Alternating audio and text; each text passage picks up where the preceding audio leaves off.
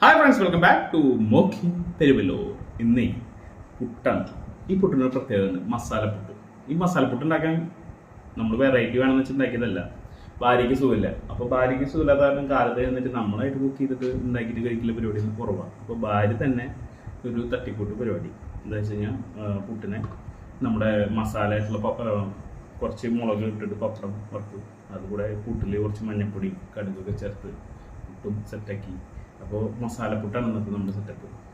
അപ്പോൾ പെട്ടെന്ന് ഒരു പുട്ടാകുമ്പോൾ കറിയൊക്കെ വേണം, മസാലപ്പുട്ടാകുമ്പോൾ അതിൻ്റെ ആവശ്യമില്ല. ഒരു പെട്ടെന്നൊരു തട്ടിക്കൂട്ട് പരിപാടി ബ്രേക്ക്ഫാസ്റ്റ്. അപ്പോൾ അതാണ് ഇന്നത്തെ മസാലപ്പുട്ട്. അല്ലാതെ അത് വലിയ സംഭവമൊന്നുമല്ല. അപ്പോൾ എങ്ങനെയുണ്ടെന്ന് പറയാം കഴിച്ചിട്ട്.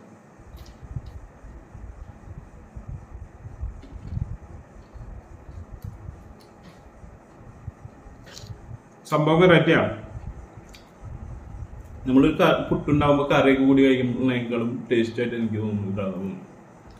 എന്നാൽ ഡ്രൈ ആണ്, ഒരു ടേസ്റ്റും ഉണ്ട്, കറി കൂട്ടി കഴിക്കുന്ന ടേസ്റ്റും ഉണ്ട്. ഇപ്പം നമ്മുടെ വിഭവം നിങ്ങളൊന്ന് ട്രൈ ചെയ്ത് നോക്കുക, എങ്ങനെയുണ്ടെന്ന് അറിയാം. അപ്പോൾ വീണ്ടും പുതിയ വീഡിയോ ആയിട്ട് കാണാം. അപ്പോൾ മസാലപ്പുട്ട് എല്ലാവരും ട്രൈ ചെയ്യേണ്ട മസ്റ്റ് ട്രൈ ആയിട്ടാണ്. വീണ്ടും പുതിയ വീഡിയോ ആയിട്ട് കാണാം. ബൈ.